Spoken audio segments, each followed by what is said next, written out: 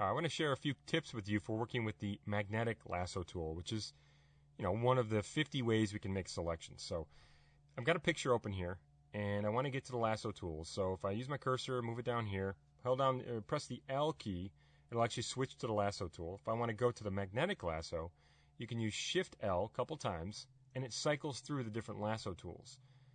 All right, once I get there, I've got it. You can see that I can just click and start going, right? Now, one thing I want to mention here is if you press the caps lock key right now, hold on. I looked at this cursor when I first started doing this thing, and I was like, well, where is it going to set points? I mean, come on. It's usually the tail of the lasso, but you can get a more precise cursor by pressing caps lock. What caps lock does is it gives you this crosshairs with a little circle. Now, you can do this with a lot of different tools. If you use the bracket keys right and left, you can change the size of the circle. Now, what does that circle do? That circle is considered the width. The width literally means if I hover over the width up here, you'll see a tooltip.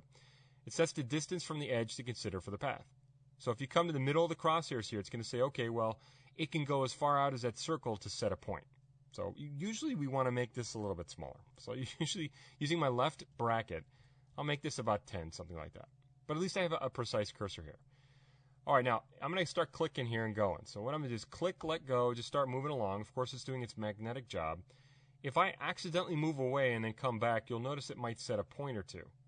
Now, most people will start over, but we don't have to. What you can do is you can press the delete key, and every time you press the delete key, it'll back up. It'll delete the previous point. So it'll keep going. Now, the key here, though, you guys, is you got to make sure you're ready to start drawing again.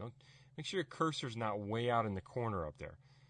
All right, now let me move across. Let's say I want to set a point right down here, and it's not doing it. I can also click to set a point. So if I decide to go across here and I want to click a couple times to set points and make sure they're set, top of the horn, etc., I can do that pretty easily. Now, another thing, too, is if I come down here, let's suppose that I want to switch tools right now and go to the polygon lasso. I want to draw straight across to make a nice straight selection. And what you can do is you can hold down the Alt or Option key, so the Alt on Windows, Option on Mac, click. If I move my cursor across here, you're going to see I got a straight line. Now, what I'm going to do is I'm going to let go of my key here, and I let go of the mouse as well, and simply click. And what it does is once I keep going here, it switches back to the other Magnetic Lasso tool. I'm going to set another point, move straight up. Now, another thing we can do, too, is we can switch to the regular lasso tool. This is kind of cool. So if I'm up here and I'm going to dig all the way around here, you guys. And, of course, it's kind of messing up my selection. So what I could do is come and just start clicking to make the actual points up here, and I screwed that up. That's fine.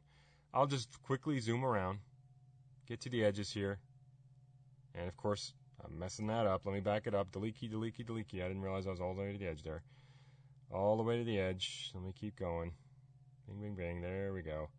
Now, let's suppose that I wanted to capture some of this green in here. I wanted to use my regular lasso tool. Instead of using magnetic, it's going to make this jagged pattern probably straight down. What I can do is hold down the Alt on Windows, Option on Mac, come out here, click, start dragging. Don't let go of the key yet. Start dragging. You can use the regular lasso tool. I'm going to capture some of this and then get back to where I want to start drawing down here. If I let go of the mouse, let go of the key, I'm back on the Magnetic Lasso tool once I click here and start going. So you guys can see what I've got going on. So you can switch between polygon, the magnetic, and between the regular lasso and the magnetic, which is pretty cool. And if you want to finish the selection, let's say I'm just about done here and I want to capture the inside of the mouth there. I'll click to set a point. You can either double click, you can press return, or you can press Control on Windows, Command on Mac, and click. And that'll finish the selection up for you. Good or bad. I don't know. Anyway, there we go. So you can see, you guys, I didn't do it perfectly. I didn't quite capture the horn here, but that's what the rest of the tools are for. I could have switched to the regular lasso tool, get that. But this is working with the Magnetic Lasso tool to be able to do some really cool things.